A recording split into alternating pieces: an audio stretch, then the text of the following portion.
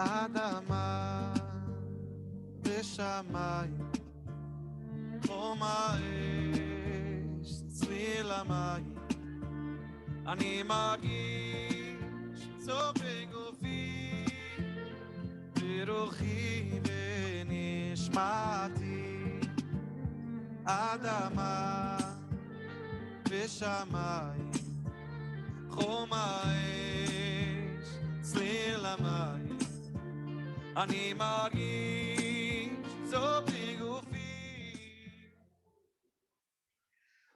Welcome to the culminating event of the Milestone Events Weekend, the installation of Rabbi Reich and Brooke. Thank you for joining, and thank you for all your support. The fundraiser has been a great success.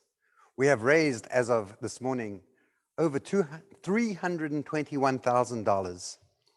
Some of you have not yet made your gift and have expressed an interest in doing so, while others have suggested that they may want to increase their gifts, feeling so wonderful about the future of the shul and the future of this weekend and the amazing celebrations that we've shared together this weekend. The website is open for that, and you'll find that in the chat room. Tonight's program is expected to be about 75 minutes. We will watch the fascinating story of the milestones in the lives of the Reichs that led them on their journey to Adat Yeshurun and tonight's holy milestone of installation, followed by a beautiful message from Rabbi Emeritus Jeff Wohlgelernter and his Rebbitzin Shoshie as they describe the milestones of Adat. Thereafter, there will be music by Moshe Storch, and finally, we will hear words of Torah and Bracha from Harav Hershel Schachter and Rabbi Reich's thoughts on becoming a Rav of our community. The program will wrap up with some words from myself and Brian Keating. To begin with, I'm so incredibly honored to be standing here today to witness the installation of Rabbi Reich and Brooke. This is a sacred and momentous occasion, not only in the life of the Reichs, but also in the history of our beautiful Kehillah Adat Yeshurun. Suzanne and I have had the incredible honor of witnessing so many milestones in the life of our Kehillah, from the dedication of this beautiful sanctuary to beautiful dedications of Sifrei Torahs, to hearing some incredible Rabbonim and words of Torah from renowned scholars and Gadolim over the years. We've been part of celebratory simchas and inspiring chagim, all carefully nurtured by our founding Rabbi, Jeff and Shoshie. Rabbi Reich and Brooke had the privilege of being hired by Adat Yeshurun over 2.5 years ago as an assistant rabbi.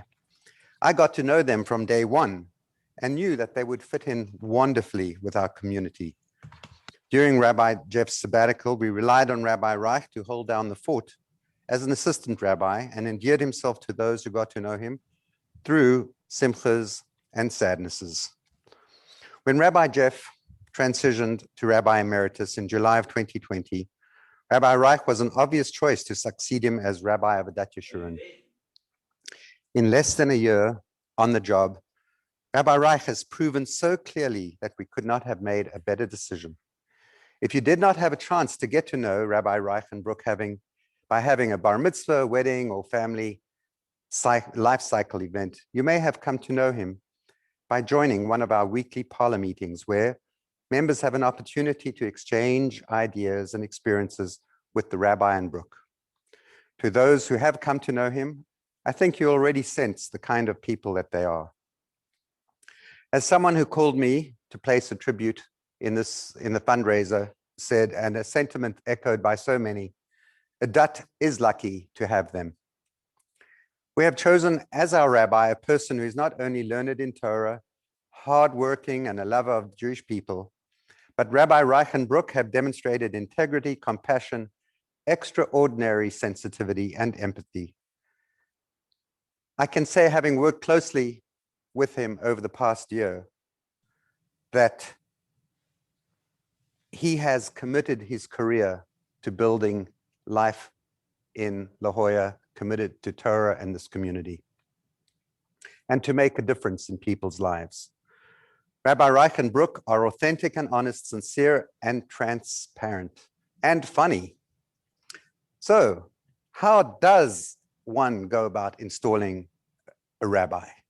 I guess I didn't bring my installation kit, and the rabbi didn't come with any installation instructions. So we will simply let the evening unfold. Next up, the Reich's journey to La Jolla. Mazel Tov!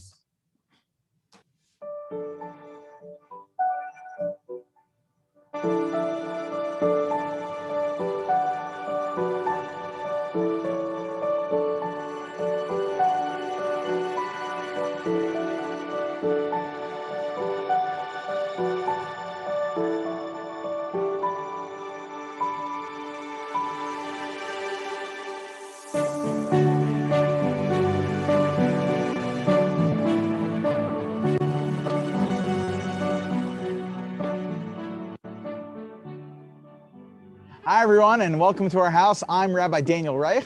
I'm Brooke Reich, and these are our three children. This is Liba, Shira, and Asher. And we are the Reich. Well, I was born in central New Jersey in a town called Somerville, New Jersey.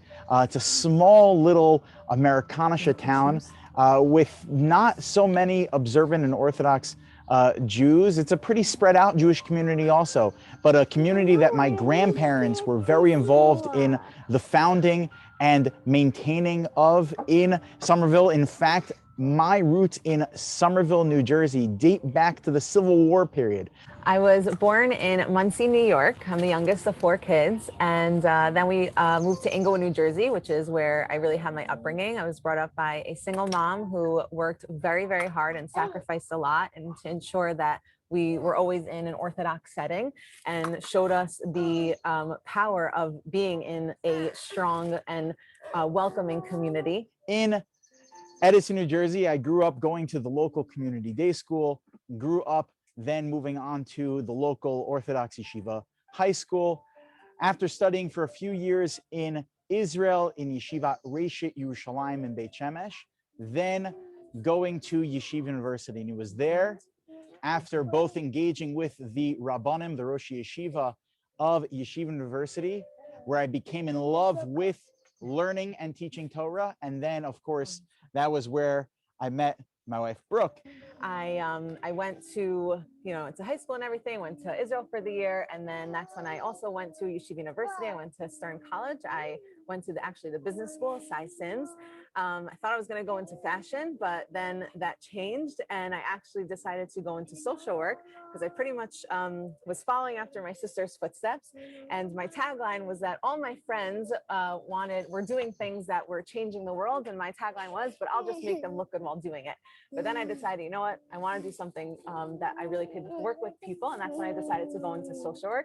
And lo and behold, that's when I got introduced to my husband a month later after making that decision. After Brooke and I got married, joined the Kollel, where I studied to receive rabbinic ordination, smicha.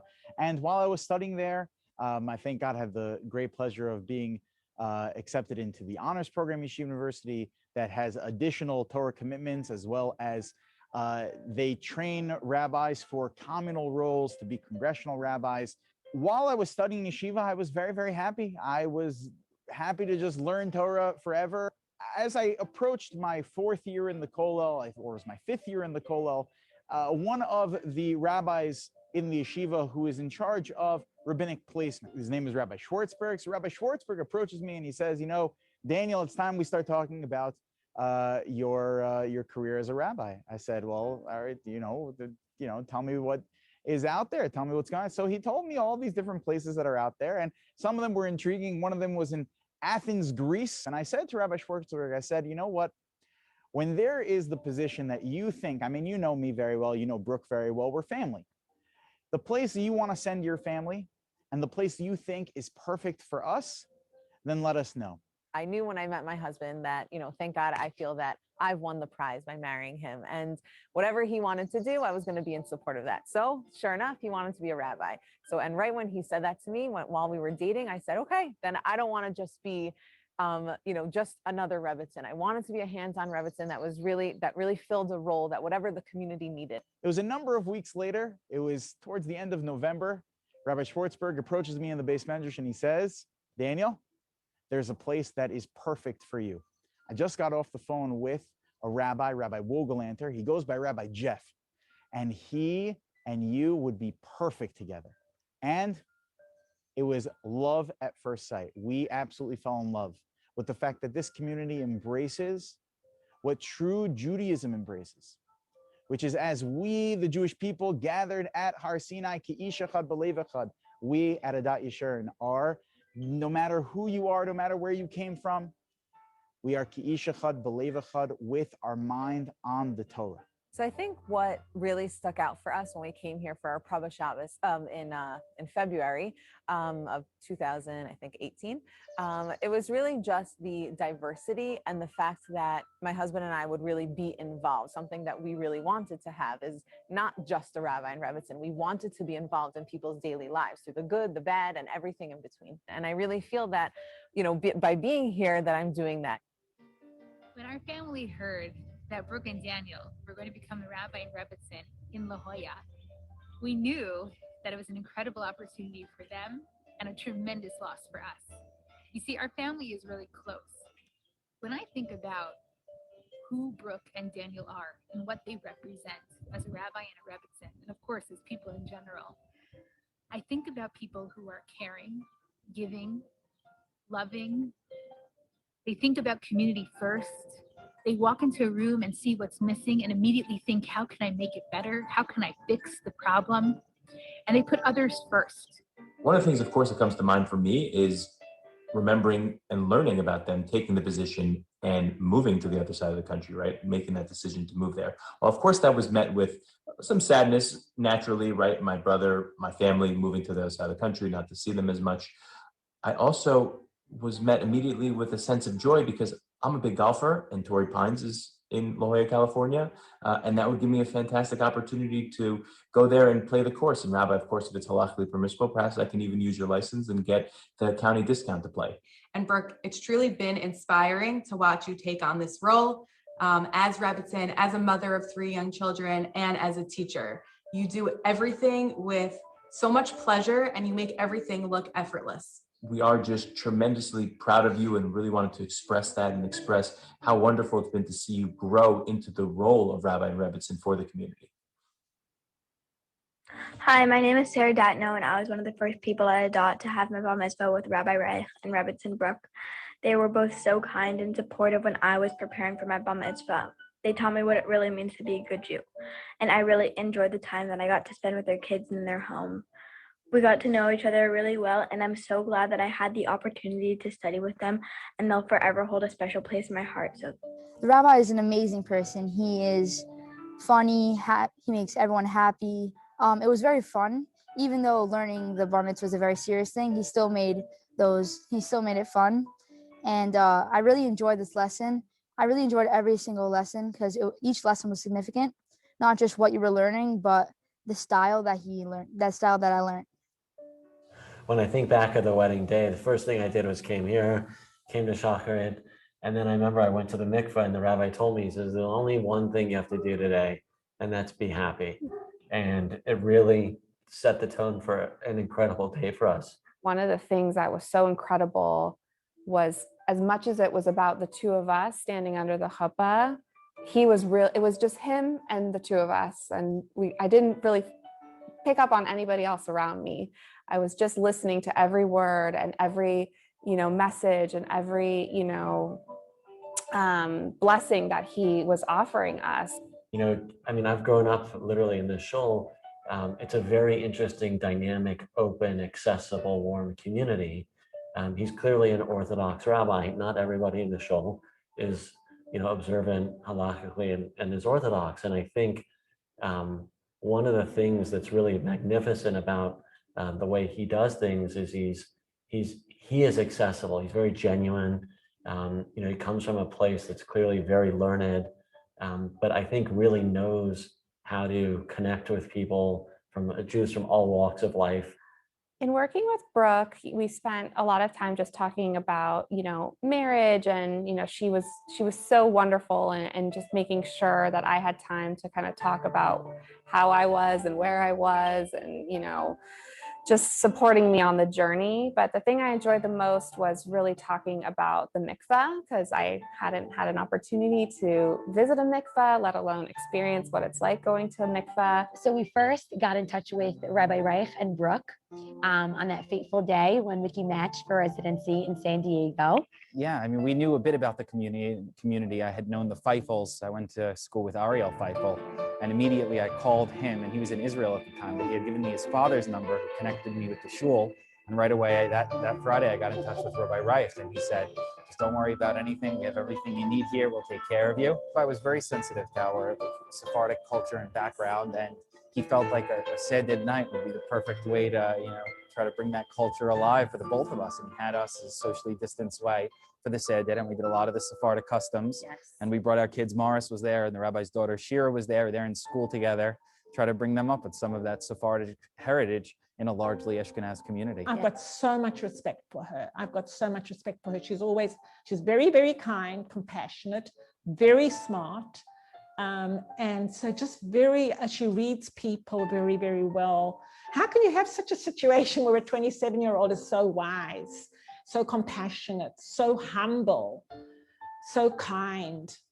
It's very special. That's why I'm telling you, these two are very, very special. I just hope they'll be here for a long time.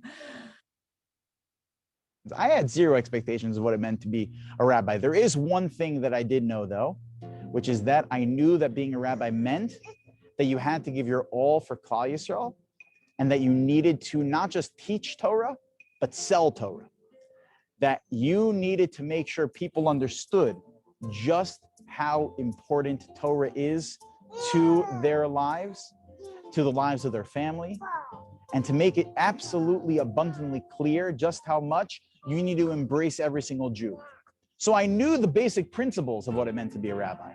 What that looked like practically, I keep getting pleasantly surprised. When I have the tremendous honor of being there for people during their happy times, and when I have the unfortunate honor to be there for people during the most difficult moments of their lives. But it's always embracing those principles, the principles of Avos Yisrael, of loving every single Jew, embracing every single Jew, being there for every single Jew, and to make sure that Torah is the center of their lives. Hi, I want to wish a mazel tov to my Talmud, Rabbi Daniel Reich in Brooke, upon being installed as the Rav in La Jolla. And what's unique about Daniel, and everything I say about Daniel applies to Brooke as well, that Daniel, in the highest level in learning, of his intelligence, but he matches his learning with his midas tovos. And to be a Rav, you must possess both qualities. And his ability to be kind, to be bright, to show caring in a sincere way, not in a fake way. This is the Rav that you have, Daniel, and his wife, Brooke. And I want to give them a bracha, that may Hashem lead them with good health and their children. And I give a bracha to the shul, that how lucky you are, and you've made such a great decision as making them your love and Rebbitzin, that Hashem should give you bracha in all your endeavors and all your lives in good health and simcha. And may you continue to grow every day. May you only have bracha v'atzlacha, mazel tov, mazel tov. May you go mechayel, mechayel.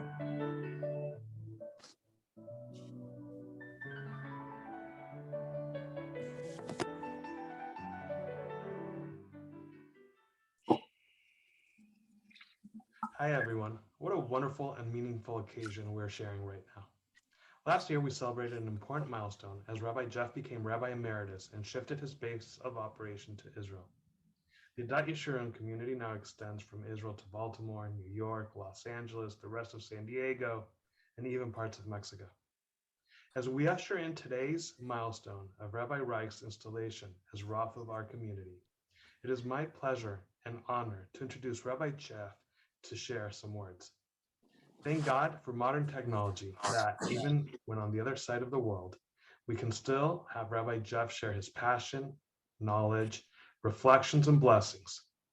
Rabbi, the screen is all yours.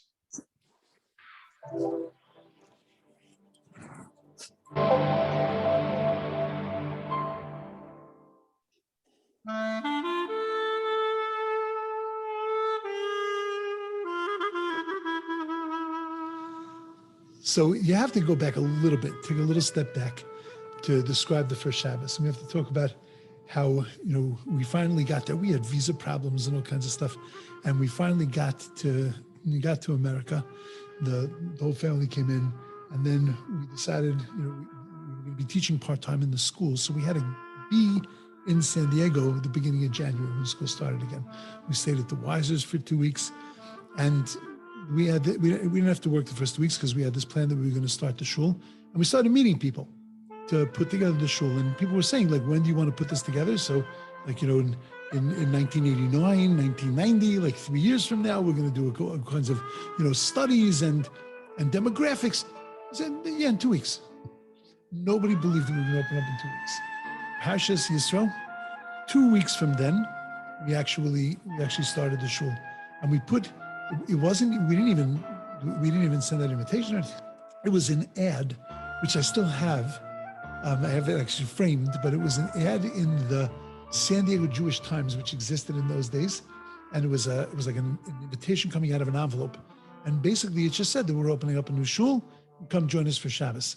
I mean, it was unbelievable. There were 75 people on Friday night. 75 people for nothing, for 6 families that were involved. We didn't even know. In a hotel. The energy was not to be believed in. Now, nobody had any idea where this was going to go. Shabbos morning, what it was going to look like, we had no idea.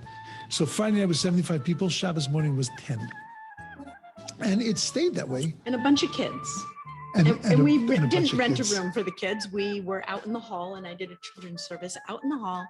It was just adorable. But an amazing thing, and for me a milestone, is from that first minyan, we never had a Shabbos, where we didn't have minyanim, full minyanim, for every single service. And when you talk about milestones, it was such an incredible milestone. I look at pictures and it brings me back to such an incredible time in the shul and such an incredible moment. The whole move up from the shul, that we had to take all the tables and all the bookcases and all the things like a week before and bring that up, and then still have a place to be able to daven for Shabbos. Like, we had to figure out every single thing, the logistics master, and it was just, you can't imagine the magic. The street was closed off, and a few other fellows played their instruments. And they were our Sefer Torah lead truck, and then all the Sefer Torah with a massive chuppah. We took 2 of my huge talesim and we made them into a chuppah. And then we gathered everybody, and people walked in this incredible parade. There was 600-700 people there. And then we got to the shul, and there was the choir, and we put up the mezuzah, and it was, every step of it was just incredible. What was incredible to me, part of the milestone of it is that your father had the thought that that's what was going to happen one day. We never talked about having a home of our own, and your dad made the Aron Kodesh, and you said, "Dad, it looks a little big for our little place here." He goes, "One day you are going to have a permanent home, and it needs to be big." And it was going from sort of, this fledgling community to having a home. Every single thing was a milestone, because every single thing was important. There was nothing that we did that was just, well, I have to do this, so, okay, we'll just do this, like b'diavad. I can vouch for that you actually thought about and lost sleep about every single thing that happened in the shul. I would have been like, It's gonna be fun. It's good. You were thoughtful about every single thing. Everything we did was because it was something that it was going to lift up somebody, it was going to help somebody, it was going to galvanize our community, and that's why we put energy into it. My milestones were that I brought 3 children there, 3 little kids there, and I had my other children there. I brought up my children in La Jolla, and it was the most beautiful place. I always told people that it's the most beautiful place and to bring up children. And that's why I look back and say, oh my goodness, that's my milestone. I think back at all the firsts, that first Shabbos, the first bar mitzvah. I remember the first Shavuos. There were 4 of us that stayed up, but it was like the most exciting thing. All the Hachnasa Sefer Torah, every single one of them was momentous. The first Daf Yomi Siyum, where guys finished the tractate for the first time in their lives. I remember the tears that were shed. The guys didn't even realize like it was such a big momentous thing. They're just, they never even learned Gemara before. They just sat down to learn. And then, a couple of months later, they finished the tractate. And just to see that really was the center of our shul. The center of our shul was learning Torah. And that to me was a milestone. Every one of these things gets stapled together to make this beautiful, incredible tapestry of the shul. When you think back of all the speakers, the giants that graced our shul that were there, every one of those was just an incredible milestone. And those milestones all joined together to make this incredible tapestry called Adat Yeshurun. To Rabbi and Rebbetzin Reich, make your milestones and take them and add them to the tapestry of Adat Yeshurun, so that when 20 years from now, we look at the entire picture of what the shul is and what the shul has become, so then it is a conglomeration. It is a masterpiece of all of the milestones together, shaped together to continue to make this beautiful thing called Adat Yeshurun.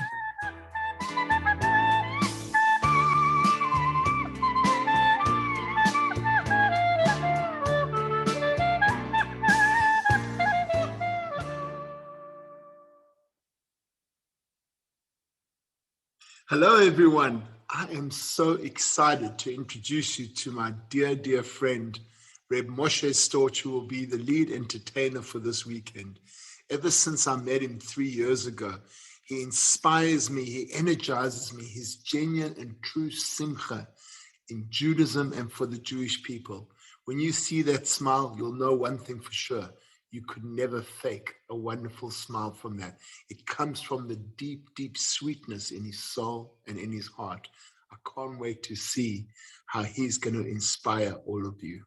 Hello, Adat Mishpacha. What a beautiful Shabbos together. Moshe Storch back here with you.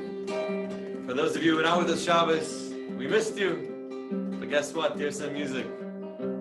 Rabbi and Rebbetzin Reich, today's such a special day. And here's a song that I know you like so much.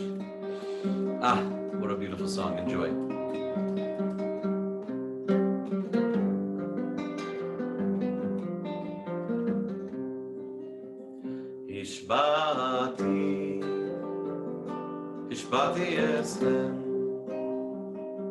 Ishbati eschem b'nois Yerushalayim Imetim etziu estoidi Oi matagidu dai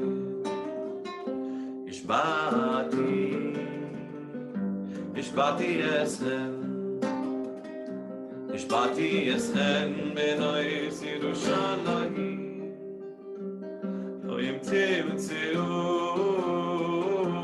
estoidi Oim matagidu dai Oi shechoi has avoni shechoi lasavoni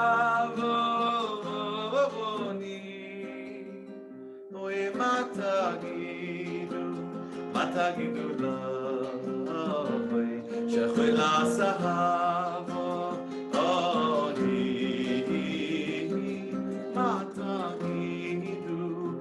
tagidu loy, shechol asahavo oni. Oy ma tagidu loy, shechol asahavo oni. Oy ma tagidu loy, shechol asahavo oni. Oy ma tagidu loy, shechol asahavo oni. Oy ma tagidu loy, shechol asahavo oni. Oy ma tagidu loy, oy shechol asahavo oni. Ma tagidu loy, shechol asahavo oni.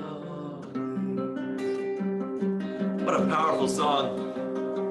This song, you know, you listen to it being sung. Some of you may have never heard the song in your life. Maybe most of you. But hopefully it gives you a feeling of belonging, a feeling of, you know, these are words, ancient words, beautiful words, holy words. This is something so special. It may not be what I'm used to every day. It may not be my typical surrounding, but this is something very, very powerful and special. You feel it right away. And that's exactly what we feel about our Rabbi and Rebbitzin. You know? Oh, they're not one of us, they're one of a kind. They're the leaders of the community. They're people who have been striving and working towards where they've gotten to in Torah at such a young age.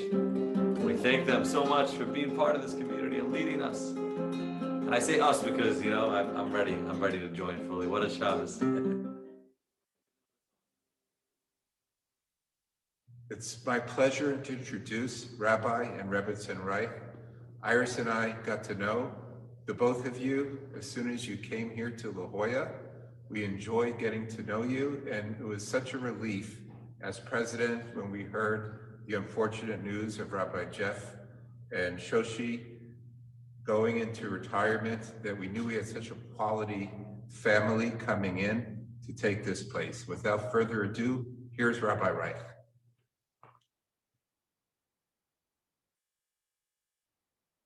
Thank you, Abe, for your kind sentiment. You and Iris have been a source of encouragement, friendship, and great chavrusas since we arrived in La Jolla. So thank you for everything. Bershus Mori V'Rabbi, Rav Schachter Shlita, my parents, President Marcus, and Kol HaKadosh Hazeh, this holy congregation. Before I ask Rishus of Rabban Shal Yisrael, Rav Schachter Shlita, to share Divrei Torah, to guide us in this moment for our shul, I want to begin by expressing, be it inadequately, Hakaras HaTov, some words of gratitude. Firstly, I must acknowledge the mentorship Brooke and I received from Moreinu V'Rabbeinu, Rabbi Jeff and Rebbitzin Shoshie Wohlgelernter. Your legacy sounds like a fairy tale, building Torah in a spiritual desert, setting the stage for generations of Torah-observant Jews to grow and learn, building a beautiful shul, a shining mikdash ma'at, and providing a platform for us to continue to teach Torah in the amazing community you founded.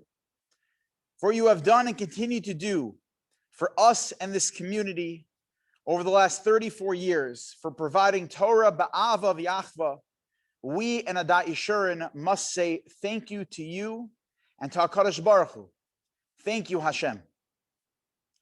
Brooke and I would like to acknowledge the entire community for the support you've offered us. The response to the Milestone fundraiser and gala has been overwhelming and truly humbling.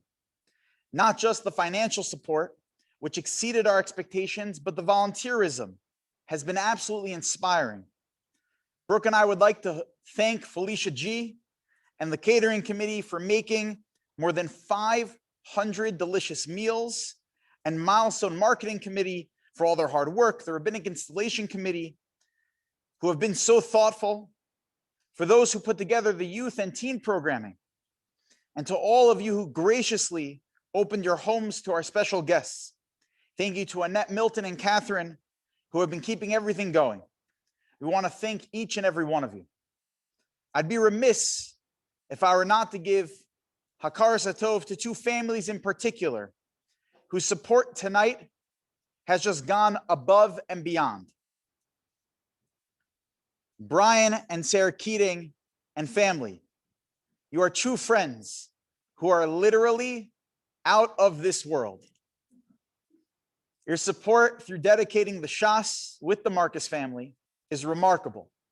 Your gift from tonight will directly benefit Torah growth in La Jolla with youth programming, Torah learning opportunities, and programs that are out of this world. On behalf of the entire community, Brooke and I, from the bottom of our hearts, wish to say thank you. Brian and Suzanne Marcus and family, not only are you the lay leaders of this congregation, a post that I know firsthand means a great deal to you, but you have been leaders of the shul for decades, building the building and the mikvah, assisting Rabbi Jeff in establishing the Eruv, and leading us to this milestone. Your gift tonight in dedicating the Shas with the Keating family is remarkable. I look forward to continuing to build Torah together. On behalf of the entire community, Brooke and I, from the bottom of our hearts, wish to say thank you. We'll be hearing from the two Brians later in the program. Prior to the prophet Yehoshua leading the Jewish people to conquer and settle the land of Israel, Hashem commanded Yehoshua to continue to follow in the ways of the Torah, for this is the key to the Jewish people's success. As it says in the pasuk, Lo yamosh sefer haTorah hazeh mipicha. Do not allow the Torah to be suspended from your lips. V'hegisa bo yomam v'layla. Engage with and study the Torah day and night. Lema'an tishmar la'asos k'kol chosav bo. In order so that you can observe and be guided by its words. Ki as tatzliach es darkecha. For this is the key to your success. But then Hashem tells us something else that Torah does. Another integral, yet intangible result by attaching oneself to the Torah. Ve'oz taskil. And then you will find wisdom. By dedicating oneself to Torah and to the study of Torah, wisdom can be achieved. Although wisdom is very hard to define, you know it when you see it. Numerous times in my life, I've been zoche to experience the wisdom Torah can provide from Mori V'Rabbi, Rav Hershel Schachter Shlita. Seeing Rav Schachter in the Beis Medrash every day, asking him shilas, seeking his counsel, ve'oz taskil, benefiting from his wisdom. It's my greatest honor to ask Moreinu V'Rabbeinu, our master, our teacher and guide, my Rebbe, Harav Hagaon, Rav Schachter Shlita, to share his wisdom with our Kehila for this milestone of Congregation Adat Yeshurun. Rav Schachter Shlita.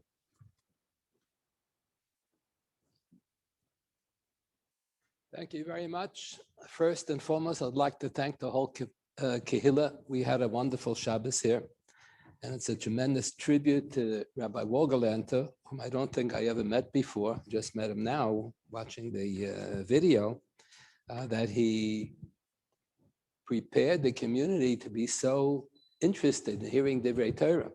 You know, there's an old custom that on Shabbos we eat fish. And in Shulchan Aruch, they give the reason why, because the fish swim in the water and there's so much water there. But when it starts to rain, so the fish have a practice, they jump out of the water to drink the drops of water. There's so much water around, but when there's new water, they jump for new water. So this is representative of the Jewish people, that all week long, they have Kedusha, to the right, to the left, all over there's Kedusha. And when Shabbos comes, they jump to get more Kedusha. So I say this community is mamish like fish on Shabbos. They jump to have more Divrei Torah. It's a beautiful, beautiful thing. What is supposed to be the role of the rabbi? That's a major question. So there was a prominent rabbi, Rav Meir Bar Ilan, who was the son of the Netziv. He wrote a book in Yiddish from Valoj and Biz Yerushalayim, and he was much younger than Rab Chaim Soloveitchik. He was an uncle of Rab Chaim Soloveitchik. He was the son of the Netziv from a second wife, so he was much younger than Rab Chaim Berlin, who was his older brother. So he quotes that he discussed this topic with several of his relatives, and each one gave a different answer. Rab Chaim Soloveitchik thought that the role of the rabbi in the community is to supervise all the Inyonei Chesed in the community. And in fact, Rab Chaim Soloveitchik left instructions that after he passes away, he only wants to have written on his matzeva one thing, Ish Chesed, that he fulfilled this inyan of supervising Chesed. Not everybody agreed with Rab Chaim Soloveitchik's definition of the role of the rabbi. Rabbi Reich mentioned yesterday in one of his talks that the Schachter Rebbe was a great Goen. He wrote the Shadas of Tshuvas Avnei Nezer. So all of the Tshuvas have a number, Tshuva number 1, Tshuva number 2, Tshuva number 3. There's one Tshuva that has a title. The title is Sheish Mailas Lakisei. The Psukim tell us in Tanakh that Shlomo HaMelech had a throne that had 6 steps in order to walk up to the throne. So there was a Shaila in Europe, Avnei Nezer passed away 100 years ago. There was a Shaila, a rabbi passed away, and he left a son and a son-in-law. And the son-in-law was, the people in the community liked the son-in-law better than the son. So the question was, who has the right to Yarshan the Rabbanis? So the Avnei Nezer has a tshuva, 6 steps, 6 hurdles you have to overcome before you reach the Kisei HaRabbanis. So the first hurdle is there really Yerusha on Rabbanis? Because the Gemara tells us, the Mishnah tells us in Pirkei Avos that Torah doesn't go B'Yerusha. Malchus goes B'Yerusha. The pasuk says that the Melech has to act in a proper fashion. The man Yarach Yamim Al Mamlachtohu Bonov the Keri Yisrael. So we learn from the pasuk that Malchus goes B'Yerusha, but Torah doesn't go B'Yerusha. So maybe there shouldn't be any Yerusha on Rabbanis at all. So the Avnei Nezer writes that today nobody has real bona fide smicha. Smicha has to be conferred in Eretz Yisrael. Both the one who's giving the smicha and one who's receiving the smicha has to be in Eretz Yisrael. It has to be Ish Mipi Ish of Moshe Rabbeinu. Has to be carrying on a tradition. So this tradition of Ish Mipi Ish of Moshe Rabbeinu and smicha in Eretz Yisrael has already ceased to exist over 1,500 years ago. So today we only have imitation smicha. So the role of the rabbi today is not what it used to be years ago. So this Schachter Rebbe writes, the role of the rabbi today is not really to paskin shal. All the shalas have been worked out already in Shulchan Aruch and there are Svarim. That's not the role of the rabbi. He thinks the role of the rabbi is like that of a king. And the pasuk says in Mishlei, Melech ben Mishpat Yamid Eretz. The role of the king is to maintain law and order in the country where he rules. So the Avnei Nezer thinks that the role of the rabbi to maintain peace in the community, not so much like Rab Chaim Soloveitchik said, to supervise all in Yonei Chesed, but rather to maintain peace in the community. That's what the Chazal meant when they said that Man Malchi Rabbanon. Who are the Malachim today? We don't have any kings. The rabbis in each community have the status of the king. It's their responsibility to maintain law and order in the community. The Gemara tells us another point. In the days of the Gemara, Chachmei Bavel, there was no smicha. They couldn't fly to Eretz Yisrael. Today, it's 1, 2, 3, you can fly to Eretz Yisrael. In the days of the Chachmei Bavel, they lived in Bavel. They didn't have any smicha in Eretz Yisrael. In the days of the Talmud Yerushalmi, they had smicha. The Talmud Bavli was written in Chutz La'aretz, so they had no smicha.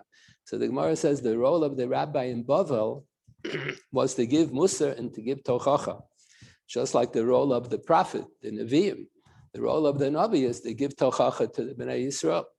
And in fact, there's a famous din in the Gemara, the first page in Baba Kama. The Gemara says, Divrei Kabbalah lo yalfino. We cannot learn how to din, a biblical din from Divrei Kabbalah. Divrei Kabbalah means the Nevi'im. So whereas we usually pronounce the word Divrei Kabbalah, Kabbalah means this was the Tanakh, the Nevi'im Uksuf was an old tradition from the days of Moshe Rabbeinu. That's what we spoke about yesterday. That when Moshe Rabbeinu was on Har Sinai, Kodesh Baruch Hu gave him not only the Aseres HaDibros, he gave him Alei Alai HaHor, Be'etan L'Choluchas HaEven, V'Hator, V'Hamitzvah, Asher Kasavti L'Hor Osam. So the Gemara has a tradition, Asher Kasavti refers to all Nevi'im Uksuvim. Everything was given to Moshe Rabbeinu on Har Sinai, but it wasn't Nitan L'Hikosev yet. It was only written later in the days of the Nevi'im. So the Shita Mukubetzes, on the first page in Baba Kama, says a different pronunciation of the word, not Divrei Kabbalah, Divrei Kivola, words of complaint. The expression Divrei Kivola is a description of the prophets, the Nevi'im, not Ksuvim. Rashi understands, Rashi in the end of Chulin understands Divrei Torah, Divrei Kabbalah. Divrei Kabbalah means Nevi'im and Ksuvim. And the Shita Mukubetza says, now Divrei Kivola, words of complaint, the role of the Navi is to give Musar and to give Tochacha. So the Gemara understands in Ksubis that the role of the rabbi is to give Musar to the Balabatim. And the Gemara has a famous comment in the end of Ksubis that if the rabbi is not so well liked by the Balabat, if the rabbi is too well liked by the Balabatim, then it's a simon that he's not doing his job well. He's not giving enough Musar. If the rabbi gives too much Musar, and he's not liked at all by the Balabatim, so that's famous. Rabbi Sol Salanta said, is a nishke mensch. He's not a decent human being. So the rabbi has to know how to give Musar in such a way that the Balabatim should appreciate it.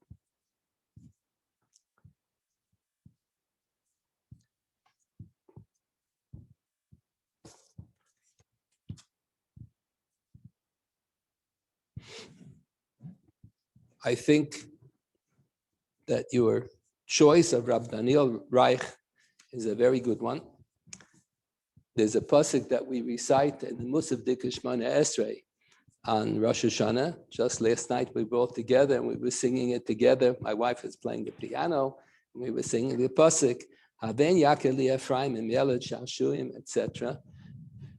There are two different words in English. There's a word, a person is childish, that's a chisaron, and then another person is childlike, that's a maila.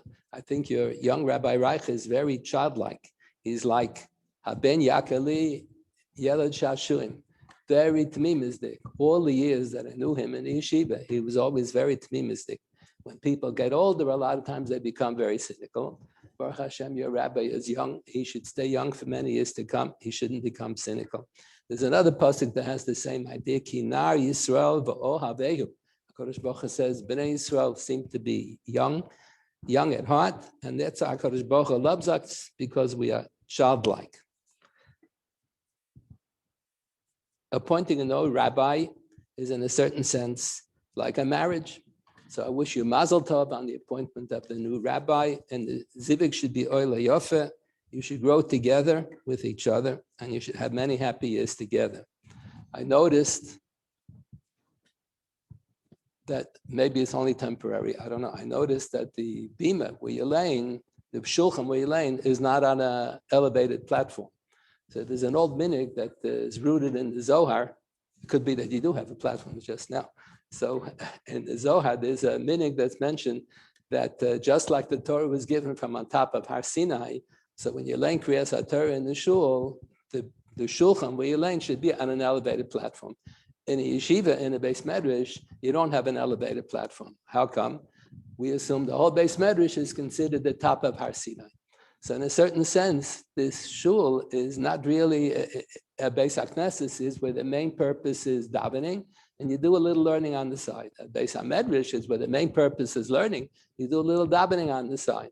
In a certain sense, I think Rabbi Wohlgelernter must have set it up like that. The main purpose of this shul is that it's a beis medrash to learn, and the whole beis medrash is considered on top of the mountain.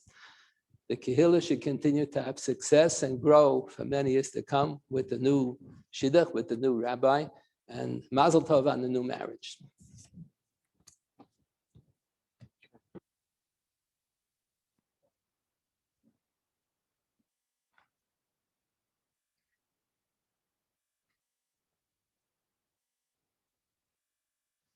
Thank you, Rabbi, very much.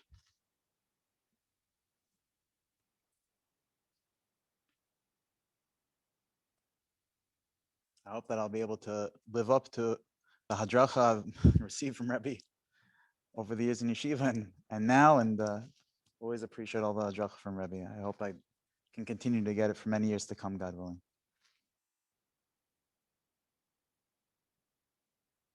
Hodu la Hashem ki tov, ki li'olam chazdo.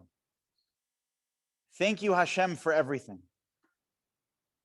The Abu Drum, in his commentary on the Siddur, writes that when one has a real sense of Akaras HaTov for all the brachas Hashem provides them in life, it will compel them to fully accept a Kabbalas Ol Malchus Shamayim, committing themselves completely to Hashem. Because how could you not? Hashem gives a person so much, and when you come to recognize that, you should become overwhelmed with a sense of commitment. That Hashem, for me, has given me so much in my life. I feel completely indebted to him. So I just want to start by saying, Rabbonu Shel Olam, thank you for everything. From the moment I wake up in the morning to the heavy and glorious responsibility to teach your Torah on a daily basis, to giving me my Eshes Chayil, Brooke, giving us an amazing family, an incredible community. Thank you, Hashem, for everything. Even though I should feel this way all the time, unfortunately, I could say with complete confidence that I have not given proper Hakaras HaTov to Hashem for everything all the time the way that I should, and for everything he's given me in my life. But I did notice a few very critical brachas. An amazing family. Brooke and I are so fortunate to have been brought up and raised in loving and caring homes. Baruch Hashem, we were zochet to be enriched and informed by our sibling relationships. Our unique grandparents guided us with sincere emunah, modeling Torah values, and of course, we're forever indebted to our incredible parents, Mom, Dad, Mama Brooke. You have lived lives of true Mesiras Nefesh to raise us in Torah-oriented, loving homes. Thank you. And an invaluable Jewish education. For my days in RPRY, our local Hebrew day school in Edison, New Jersey, throughout my time in Yeshiva of Yeshiva's Rabbi Yitzchak Ochanan, Theological Seminary of Yeshiva University, Hashem in his endless kindness provided me with dedicated teachers, Mechanchem, Rabbeim, and Rosh Yeshiva. While there are a number of Rabbeim that we have learned from and continue to get guidance from, most notably, I must give proper Hakaras HaTov to two of our Rabbeim from YU, Moreno Rabbeinu, Rav Schachter Shlita, and Rav Hirsch Shlita. Thank you both for my 8+ years in Yeshiva and in Kollel, and the continued hadracha and guidance today. Brooke, our family, this holy congregation, and I are truly grateful.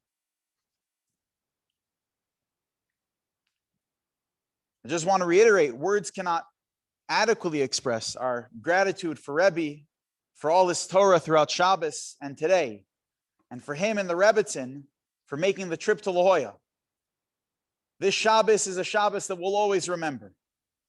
We wish Rebbe and the Rebbitzin Arichas Yamim V'Shanim in Simcha and with good health.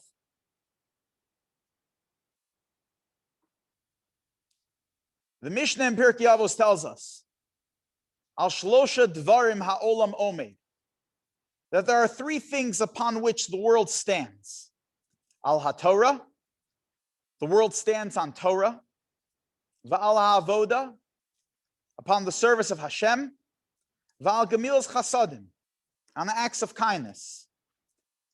After 3 years of being a member of the Adat Yeshurun community, I can say confidently that Al Shlosha Dvarim Adat Yeshurun Omed, that there are three things upon which Adat Yeshurun stands on. Torah, growth in the service of Hashem, and Chesed, with Adat's signature warmth. Since Sukkot, Brooke and I, along with our esteemed president, Brian Marcus, have been hosting parlor meetings every Tuesday night.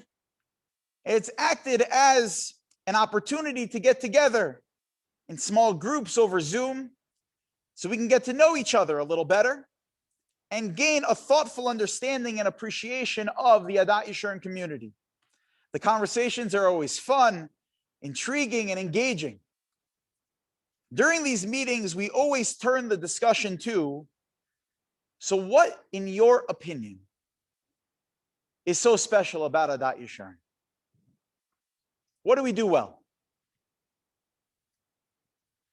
So no two answers were identical, but each one surrounded one of these three pillars that the world stands on. Torah learning at Adat Yeshurun, a place to connect meaningfully in the service of Hashem and in building a relationship with Him, and Adat's warmth and kindness. Al shlosha dvarim ha'olam omid. Ala Torah. Adat stands on Torah. In Adat Yeshurun, we understand the power of Torah, the importance of Torah, the thirst of learning Torah. Simply, we love Torah. Every evening at Mariv, we describe the critical nature of Torah study as follows. Torah is our life and the length of our days. Rav Baruch Bar Leibovitz noted that this description is specific. Rav Baruch Bar said that Torah does not only give us life, but Torah is life itself.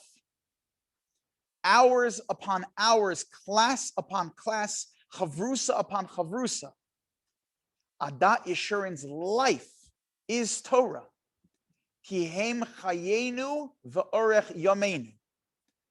So how do we maintain this level of chiyas? How do we get to the place where we don't just study Torah, but that the Torah is the life of Adat Yeshurun and for each member of the Kehillah?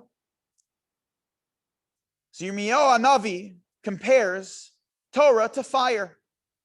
I'm not suggesting that we burn down the shul. But Yirmiyahu Hanavi compares Torah to fire, to Eish. So the Gemara wonders, what's the comparison? Amar Rabba Bar Chana, Lama Nimshalu Divrei Torah Ka'esh. Why does the Navi compare Torah to fire? Lomer Lecha, Ma Eish Eno Dolik Yechidi, Af Divrei Torah, Emiskaimim Biyechidi. To tell us, just as fire does not ignite by itself, so too Torah does not endure when studied alone. Let's work together to bring more and more Torah to Adat. Create chavrusas, develop chaburas, learning groups, new and exciting classes in halacha, Jewish thought, whether it be the basics or something more advanced, chumash or navi. There's an endless amount of Torah, but it's impossible to do alone. We need to learn together. Come, tell me, when and where? What are we learning? Let's learn Torah together, because divrei Torah, ein miskaimim biyechidi. We want Torah to continue to be the life of Adat. Al ha'avoda. Adat stands on sincere avodas Hashem. Rebbetzin Schachter said it best to me last night. It's such a diverse shul with so many people coming from different places religiously. But I noticed that everyone came to daven, to really daven with very little talking. A real davening for 3 hours, sincere davening. We know at Adat Yeshurun that davening is not just reading a book. We know it's time with Hashem, sincere davening. It was something that we noticed when we first came to the community, even just to visit back in February of 2018. But it was something that I was reminded of how sincere and precious we take davening. The Shabbos, we reopened the shul after the shutdown. So the Shabbos, we reopened the shul after the shutdown. The weather forecast wasn't great. And because at the time, the county guidelines, the CDC guidelines, local medical experts felt it was inappropriate to open the actual sanctuary of the shul. So we had scheduled the minyanim outdoors under the condition that it wasn't going to rain and that there was always the possibility of being rained out from having a minyan. And that Shabbos, at 7:30 in the morning, I get a knock at the door from the Heilige Milton. The Milton Garcia comes and he says, Rabbi, do you want me to set up the chairs? It's drizzling. I said, okay, you know what, let's just set it up. Maybe it'll clear up. I get to shul at 8:30. The rain just keeps getting harder and harder and harder. People are coming in. We have exactly a minyan, and it's still raining. So I said to everyone, I said, it kills me, it burdens me, it pains me, but we can't do a minyan like this. We can't do a Kriyas HaTorah. We can't, there's nowhere for us to stand. We didn't have a tent yet at the time. And the Kehila said, no, Rabbi, what if we just huddle around the building? We protect ourselves from the rain, and we just simply do brachas. We say karbanas, we say Rabbi Yishmael, we say the bracha, and then we'll just say a kaddish. And once we're finished with kaddish, if it's still raining, we'll go home. I said, okay. So we start with brachas, and we're going through the brachas, the introductory parts of tefillah. And as we get to Rabbi Yishmael Omer, we're huddling around the building and it's still raining. We get up to a Kaddish. And this is the first Kaddish that we've said as a Kehila with a minyan in too many months. We say, Amen Yehesh Me Gadol Mevorach Liolam Olmei Olmaya. Recognizing that Hashem's glory is beyond our comprehension. And that Hashem determines what we do. And it was at that moment that the clouds cleared away and we were able to have a beautiful Shabbos minyan after so many weeks being apart. Because we care so much about sincere davening. Val Gemilas Chasadim. Adat's known for its warmth and communal care. We're a mishpacha. During one of the parlor meetings, someone who I'll leave nameless said, Rabbi, Adat has a leiv tov. We have a good, caring, embracing, warm heart at Adat Yeshurun. And that's the way it has to be.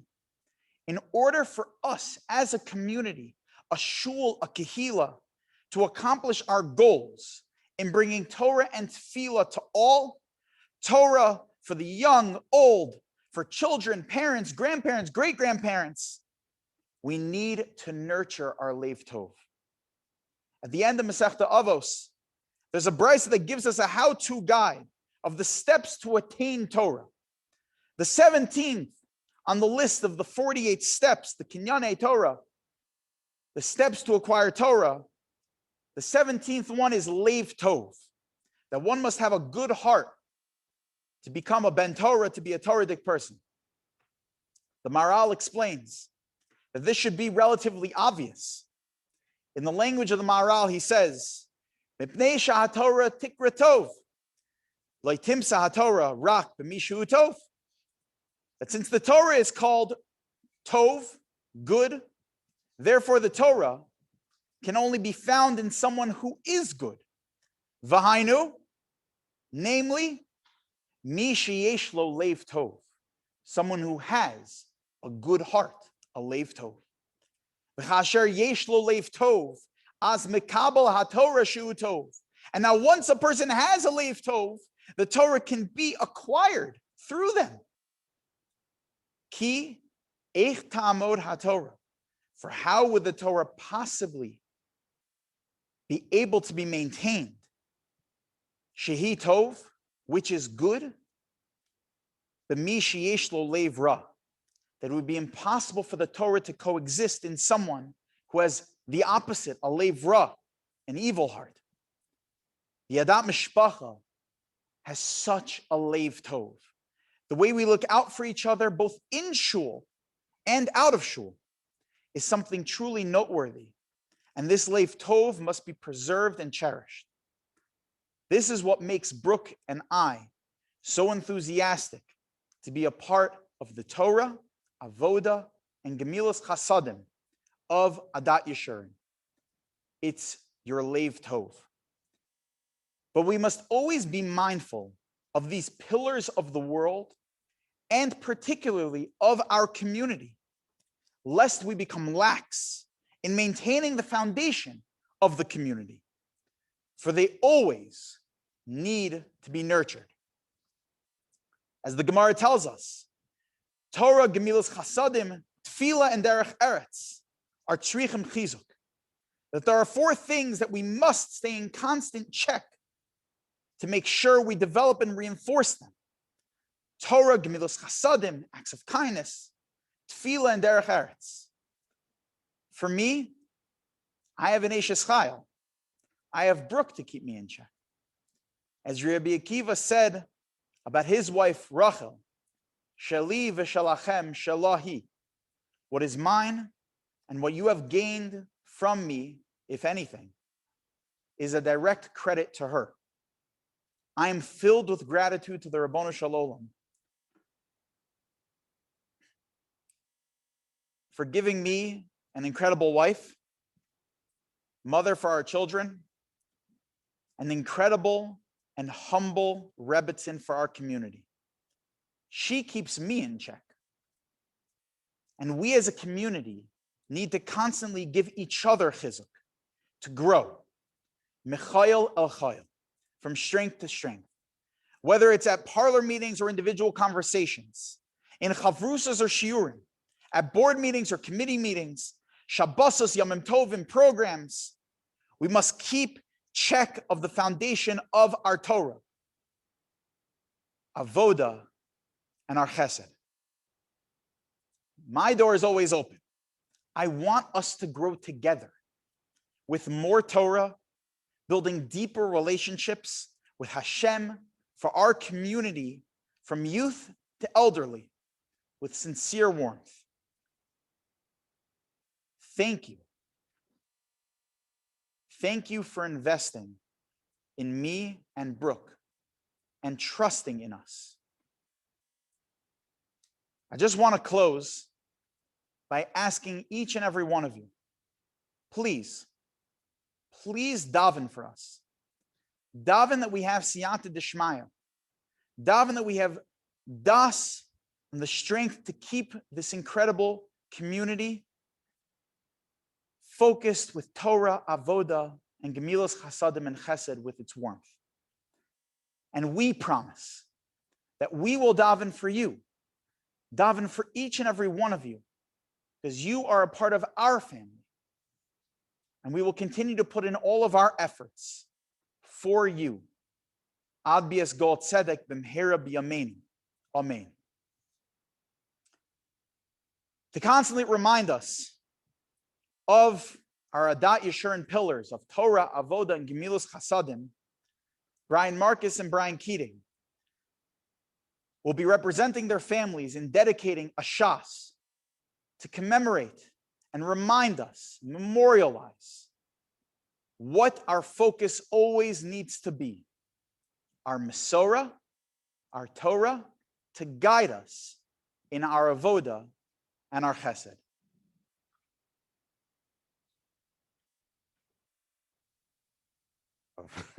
Beautiful. Let's go. Well, now installed.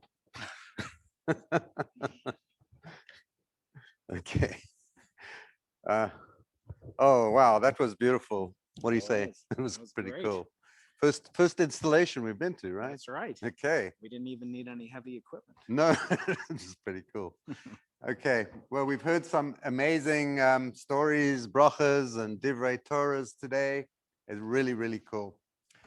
And I also just want to reiterate one more time that we have so much thanks to this community for the outpouring of support over this incredible weekend. It's just been amazing. It's been a great way to come back to shul. And as I said, over shul, remember that shul's open. Please come back again. We've got great things with the help of the shul and the financial support that you've all shown. We can accomplish great things, tremendous programs. I know some of you have not yet donated who wanted to donate. We've had some of you who have suggested that they want to increase their donation, which is great. There is the Whiz Ad Journal is still open and you still are able to donate. So please, we'd love to hear from you. We've also been very happy to hear from Rabbi Reich, some of his vision for the shul, that he plans to build on the values that are so dear to the hearts of our kahila, building community and achdus, learning Torah, supporting all of the Jewish nation and Israel, and of course, acts of love and kindness, the chesed. The financial support and success of this campaign will allow us to offer uplifting programs and learning for growth for all of our members. Rabbi Reich and Brooke, I would like to give blessings to you in my capacity as president representing the kahila, which you will be guiding for the next who knows. Be bold, be courageous, take risks. Do not be afraid to fail. That is how we all learn. Do not measure your success in numbers. Your impact will be in how those who you influence live their lives differently, better. I know that you have always echoed that sentiment to me. We need quality and not quantity. Always retain your willingness to be transparent. Every one of us wants to be seen, and when you let others see you, you are telling them that it is safe to let you see them. Many people will open their hearts to you and let you into their lives. That is a tremendous honor and privilege that few people are granted, and I know that you treat that privilege with the utmost of care. With the help of Hashem, you will succeed and build on this incredible foundation set up 34 years ago by our founding rabbi and Rabbi Emeritus, Rabbi Jeff and Shoshie. To mark the occasion of your installation, the shul has purchased, as you've heard, a wonderful set of Talmud, something that everyone has contributed. Everyone who's made a contribution to this campaign owns a piece of this contribution. This gift will be placed in the shul library to join the other Sephorim. I will now hand it over to my dear friend, the brightest astrophysicist I know. That's right. Well, the only one I know. That's true. It's not much of a compliment, Brian. We need one more. It could be the three Brians. Okay. Dr. Brian Keating. Thank you. Your thoughts. Thank you, Brian. And thank you to everyone who's gathered here today. Thank you to the Rosh Yeshiva. Thank you to Rabbi Reich, who's become a dear friend, Rebbitzin. Thank you to Rabbi Wohlgelernter, who's out there. You know, I was thinking the last time I gave a public address to the synagogue was on the occasion of being Hazan Bereshis a year and a half ago, right before Rabbi and Shoshie left for Israel. I miss them so much, Sarah and I, and the kids do as well. At that occasion, I spoke about the importance of the moon and that they could always remember me when they look up at the moon over, not Miami, but the moon over Yerushalayim. And I was thinking just now, there are more men that have walked on the moon, Rabbi, than are synagogue rabbis in San Diego County. So you have an awesome responsibility. But like we trusted these young men, they were in their 30s like you. Think about it. You think of Neil Armstrong, and sadly, Michael Collins passed away just this week. He at age 90. They were in their 30s. They took delivery of $1 billion vehicle. Well, you have delivery of a much more important vehicle for all of our neshamot, and there isn't a better person to deliver us to our essential goals as human beings than you and the Rebbitzin. So I want to thank you so much for agreeing to serve in this capacity, serve your country, serve your community.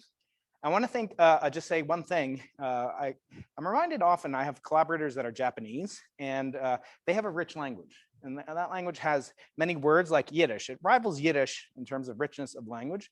And one of the words it has is the word sundoku, which is not Sudoku, which is a game that I have yet to master, but one of my kids is quite good at. And that is the art of buying books, but not reading them, which I do a lot of, but you don't. Rabbi. I've noticed something that I picked up on as a scholar, and that is you have not only a photogenic memory and a photogenic appearance, but you have a photographic memory, and it's a gift from Hashem. It's honest and truly, it's one of the things that just I am in awe of you, and I know is a gift that you will use to the good of my children, and I'm entrusting you with my children to steward them as the Rebbe that I never had. I had Rabbi Wohlgelernter, I still do, thank God, but I never had a Rebbe the way that my kids will have you and Brooke. So again, the message of awesome responsibility is to be conveyed. And lastly, what is a milestone? You ever think, what does a milestone mean? I'm a scientist. We deal with meters, kilometers. What is a milestone? Well, a milestone is the fact that you used to mark distances in miles. I'm a surveyor, so I should know. Oh, that's right. You should, right? So a mile, what is a mile? A mile means 1,000 paces. That's the distance 1,000 paces that a normal person can walk, set up in Roman times. Well, 1,000 paces, nowadays we use meters, and it's actually the distance between the equator, 1/10,000,000th of the distance between the equator and the north. I have to drop some astronomy, okay, Rabbi, you'll forgive me. Bershus Arav, and Rosh Yeshiva, I'm going to use some astronomy. So if you take the distance from the equator to the North Pole or the South Pole, where I go sometimes, that's 10 million meters. And it's almost exactly the same distance to Yerushalayim.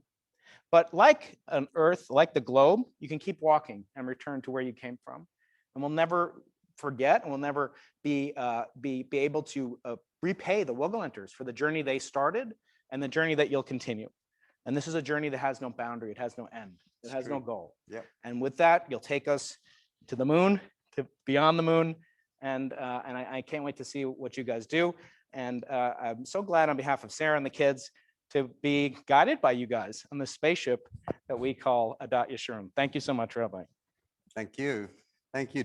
Thank you, Brian. Thank you, Brian. And it's my pleasure to be sharing this honor with you. That's right. Of course. So finally, we're going to have a brief clip from the Moeds, a quick farewell and thank you. Feel free to stay on the Zoom. There'll be rolling tributes and you can open up your mics and chat and share some thoughts and say hi. But over to the camera. Hi, everyone. We are the Moeds. I am John.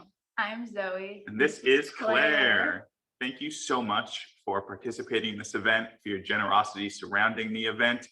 And thank you to the Reichs for all that you do for us and for the entire Adat community. This past year has shown us how much we value this community, everything we all do for each other. And we hope that moving forward, we can share in many milestones and create new milestones together as a community. Amen. Say amen. Say amen. Come on. Amen. Say amen. Say it loud. Scream it. Amen. Say amen. Say amen. Amen.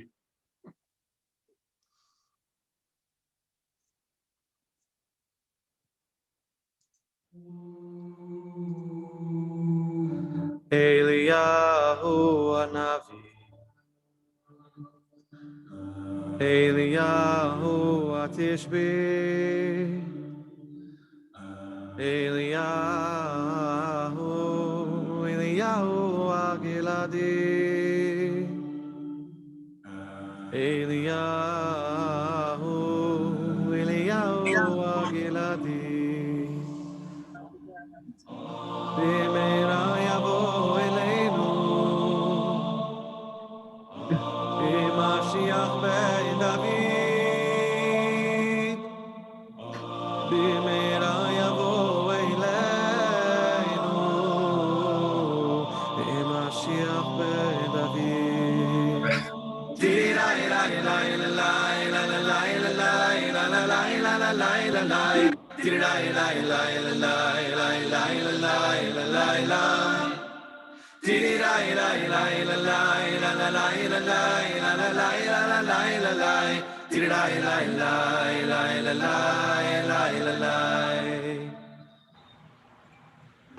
Eliyahu Hanavi. Thank you. I just gave $1 and I didn't see my name on there.